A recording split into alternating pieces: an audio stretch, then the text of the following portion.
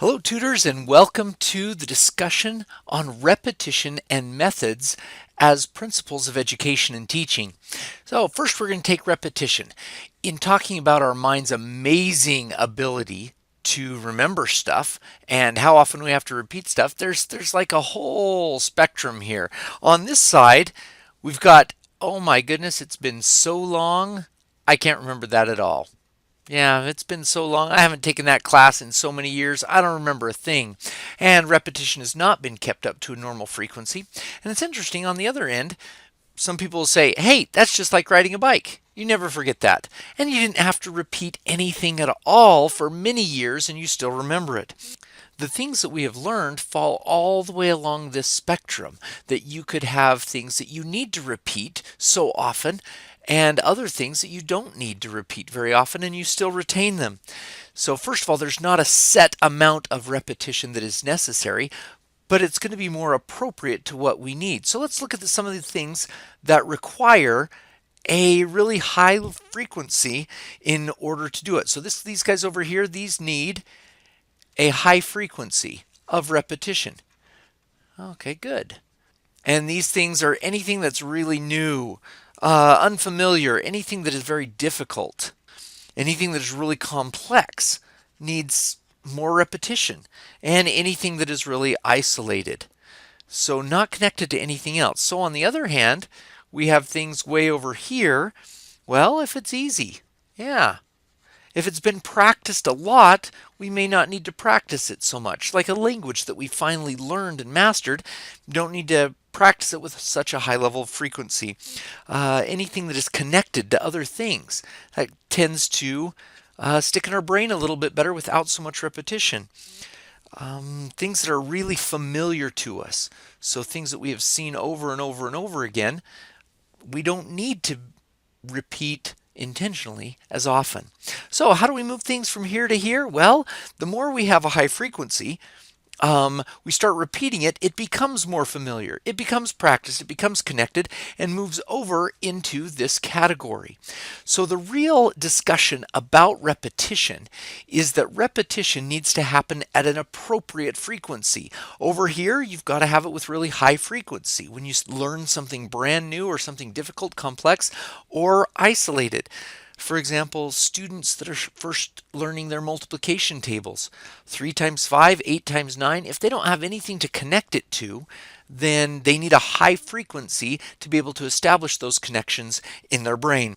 So really, as tutors or as teachers, we need to consider, hey, if there's something new, I'll give you a good idea. There you go. Or complex or difficult, fractions in an algebra class or in most math classes.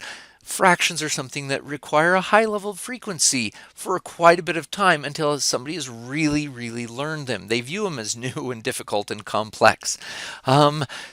New vocabulary that comes up, or if you've learned a new process, how to solve a certain type of equation and it's brand new, yeah, you may need to practice that with a high frequency until it gets practiced, and then you may not need so much.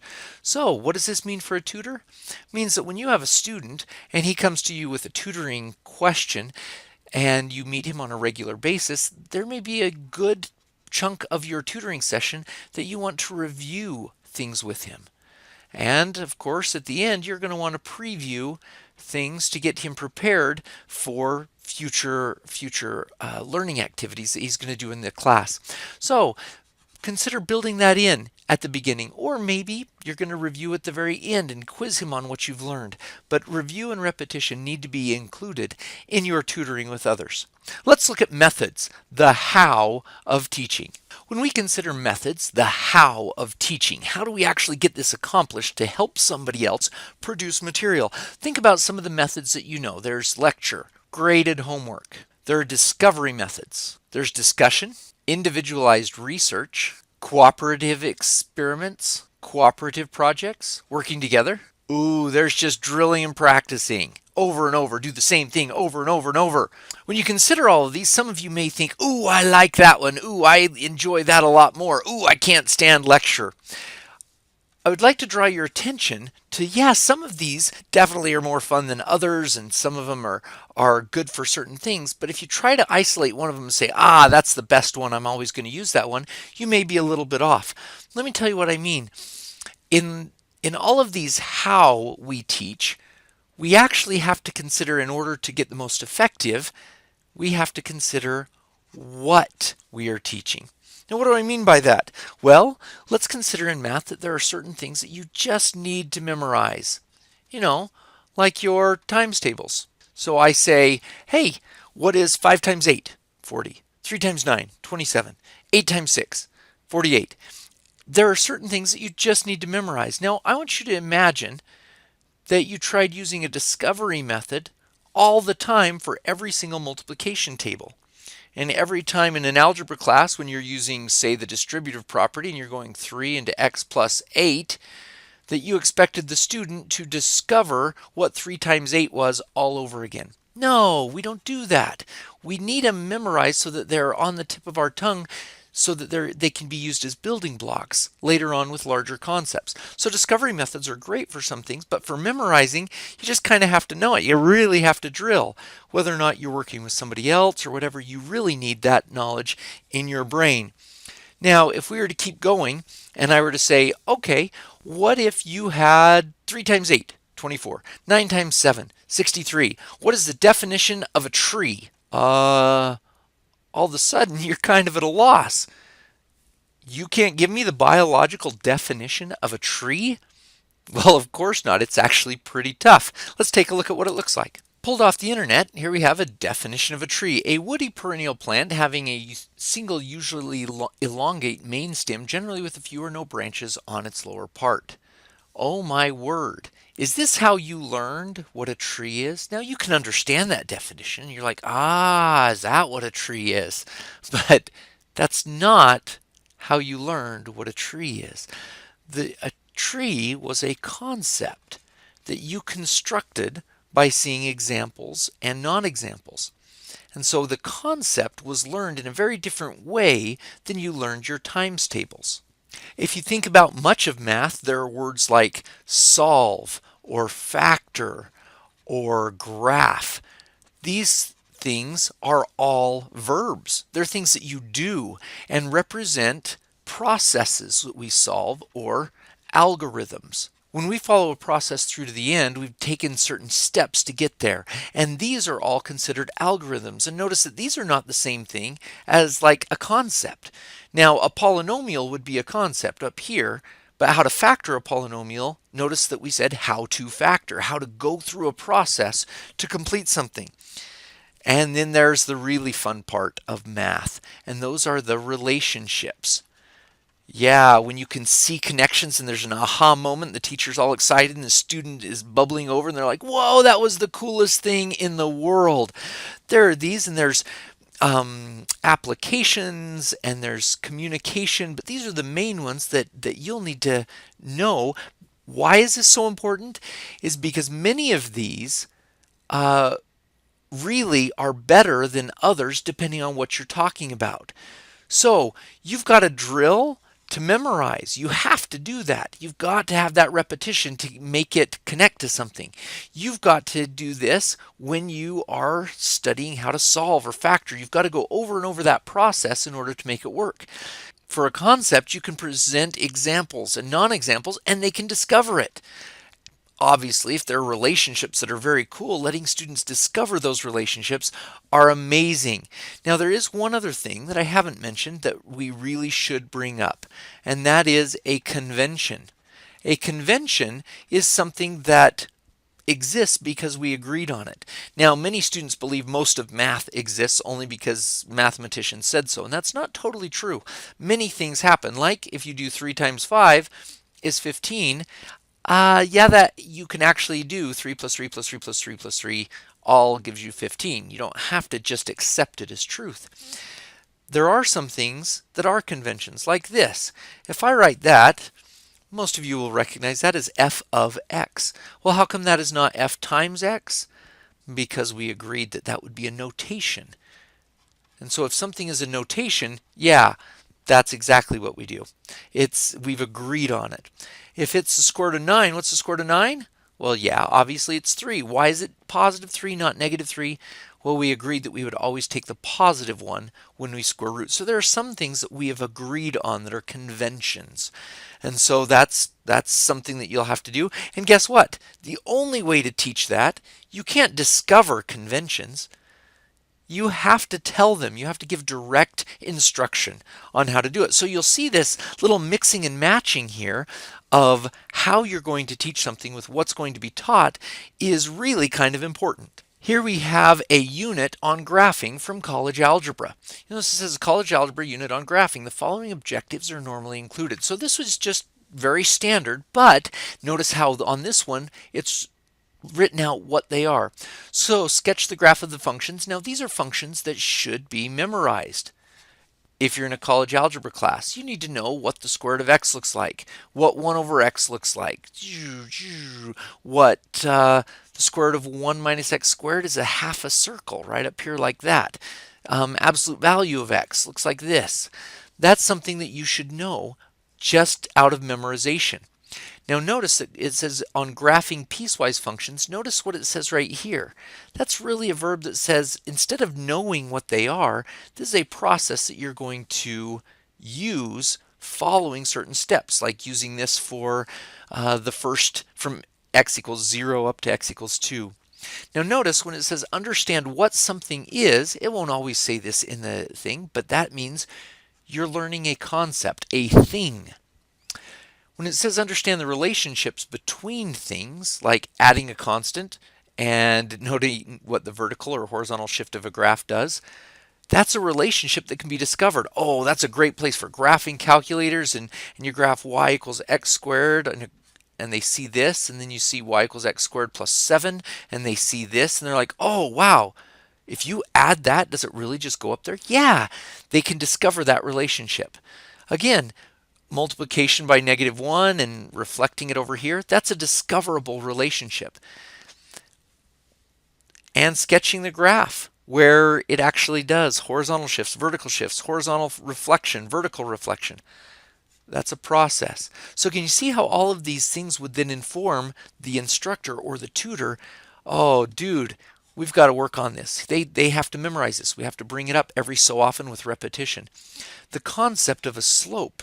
Oh yeah, if you're going to say graph y equals 3 halves x plus 2, and they keep doing something like this, they haven't quite fully understood yet that slope is steepness and that the steeper ones go higher and higher. They may even know the process, but they may not have the concept. At the end of this discussion, you're going to be matching some things up, processes up to actual things that you do or concepts, and labeling some of the objectives in these lower level math classes.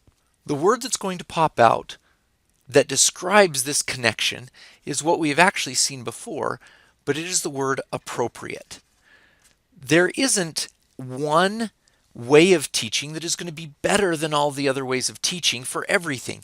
You have to find the way of teaching that's going to work for processes, to help them understand concepts, to help them discover relationships. And what happens when you mismatch those? Well, what would have happened if you were 2 years old and when you're pointing out, hey mom, is that a tree? She said, well, a tree is a perennial woody plant with an elongated stem with branches that are some distance from the ground. You'd have been like, huh? I just need to know, is that a tree or not? And that's what happens when you start mismatching them. Some people try to teach relationships by lecture. That's not the right way to do it. They try to teach concepts by straight direct presentation. That's not the way. They try to teach processes by discovering them. And that's not really the way to teach the processes so that students can practice and understand them. With that in mind, we can now do a review of everything we've talked about. The student is the one that actually does the learning. They produce stuff. And what do they need? They need motivation and they need abilities. And everything that happens in learning has to be appropriate to the student's level of motivation and their level of ability. Otherwise, we will not be actually helping them produce the learning. So let's start up here with the teacher. There were four things that were important with the teacher. Number one, that they themselves had knowledge, and their knowledge of the subject had an impact on the student's learning. They had to be motivated themselves, have some energy and want to actually teach the student, or the student can actually tell that they don't want to. They'll search out all of the best methods and worry about the community and the resources and feedback and accountability. They'll do that if they're motivated and committed to good teaching. The teacher also needs to build a good relationship with the student. In fact, it's one of the most important things the teacher can do so that the student trusts them and feels that they can get through this and learn the material. It helps their motivation and it helps the learning of the student. It's one of the highest rated things that a teacher can do. And then of course the involvement level. If the teacher is too involved, then they're taking away the learning of the student. If they're not involved enough, the student feels isolated. So we talked about many of these. What happens with accountability? Well, the accountability has to be appropriate. If you go overboard with accountability, you can overwhelm the poor little student and cut out that motivation. If you don't have enough accountability, then they don't feel they need to accomplish anything and feel responsible for the learning that's going to happen. What about feedback? You remember what happened there? There were two major things that made feedback good. That was that it was accurate. If you give inaccurate feedback, then they can't really, well, they don't know where they are. They don't know what they're doing. And it has to be timely, which means if it's way too late, it will not affect how they're going to learn. If it's too early, it may overwhelm this involvement principle here and take away their ability to evaluate their own things. So that's something you'll need to consider. The resources and time. Yeah, they've got to have this. Here's that word again. All the resources that they're going to use need to be appropriate to what they're studying, how they're studying, the student level. And yeah, they've got to have enough time. If they don't have time for their learning needs, they will not be able to learn. What does community do? Their roommates, their parents, you, their instructors. Yeah, they've got to have the right support and they've got to have direction. And it can go both ways. It can be good for learning or it can be bad for learning. And so that support and direction and they're feeling comfortable in an environment where they can learn is crucial. What about teaching for learning? Yeah, there are some things. First of all, they've got to do some learning themselves. They've got to have some time to process material. It's got to happen after they've done a little bit of learning first. They can't start off by that. But what does it do for them? It helps them to articulate and organize. And then when they're helping somebody else learn, they evaluate whether or not those students have learned what they've taught. And so this is a huge process to deepen their understanding of whatever they have learned. And as we discussed up here, the methods. Definitely how.